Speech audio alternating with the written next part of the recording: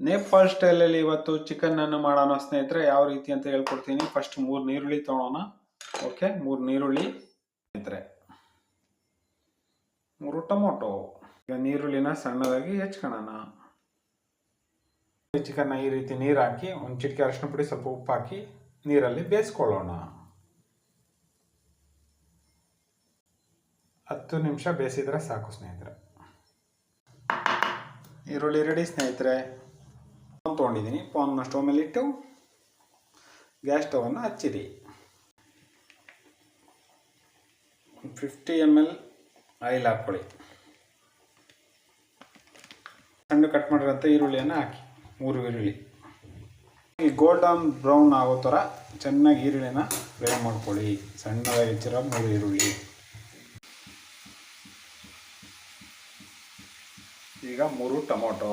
Smell ಬರ್ತಾ ಇದೆ, ನಿಮಗೆ ವಿಡಿಯೋದಲ್ಲಿ ಬರ್ತಾ ಇಲ್ಲ, ನನಗೆ ಬರ್ತಾ ಇದೆ. ಗೋಲ್ಡನ್ ಬ್ರೌನ್ ಆಗ್ತಾ ಬಂತು, ನೋಡ್ತಾ ಇದ್ದೀರಾ. 3 ಟೊಮೊಟೊ ಹೆಚ್ಚಿ ರೆಡಿ ಆಗಿದೆ. ಈಗ ಟೊಮೊಟೊನ ಈರುಳ್ಳಿ ಜೊತೆಗೆ ಆ್ಯಡ್ ಮಾಡ್ಕೊಂಡು, ಈರುಳ್ಳಿ ಜೊತೆಗೆ ಟೊಮೊಟೊನ ಆ್ಯಡ್ ಮಾಡೋಣ. ಫಸ್ಟು ಉಪ್ಪನ್ನು ಹಾಕಬೇಕು. ಸ್ವಲ್ಪ ಚೆನ್ನಾಗಿ ಟೊಮಟೊನ ಬಾಡೋ ಥರ ಸ್ವಲ್ಪ ಉಪ್ಪನ್ನು ಸೇರಿಸ್ಕೊಳ್ಳಿ. ಇಷ್ಟೊತ್ತಷ್ಟು ಉಪ್ಪು ಹಾಕೊಳ್ಳಿ. ಚೆನ್ನಾಗಿ ಬಾಡಲಿ, ಚೆನ್ನಾಗಿ ಮಿಕ್ಸ್ ಮಾಡಿ.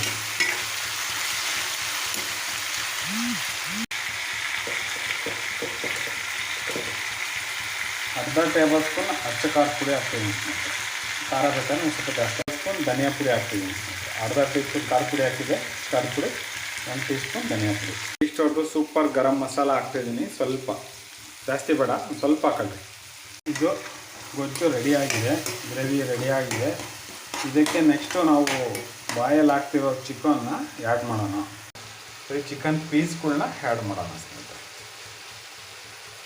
ಅರಿಶಿನ ಪುಡಿ, ಉಪ್ಪು ಹಾಕ್ಬಿಟ್ಟು ಬೇಯಿಸಿಟ್ಟಿದ್ವಲ್ಲ ಚಿಕನ್ನು, ಈಗ ಗೊಜ್ಜಿಗೆ ಹಾಕಿ ಆ್ಯಡ್ ಮಾಡೋಣ ಸ್ನೇಹಿತರೆ. ಮೀಡಿಯಮ್ ಫ್ಲೇಮಲ್ಲಿ ಮತ್ತೆ ಇದನ್ನು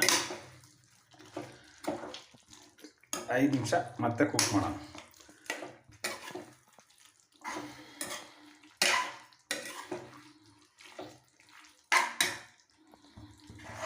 ಏನು ನೋಡ್ತಾ ಇದ್ದೀರಾ ನೋಡಿ. ಇದಕ್ಕೆ ಬೇರೆ ನೀರು ಯಾವುದು ಹಾಕೋದ ಅವಶ್ಯಕತೆ ಇಲ್ಲ ಸ್ನೇಹಿತರೆ.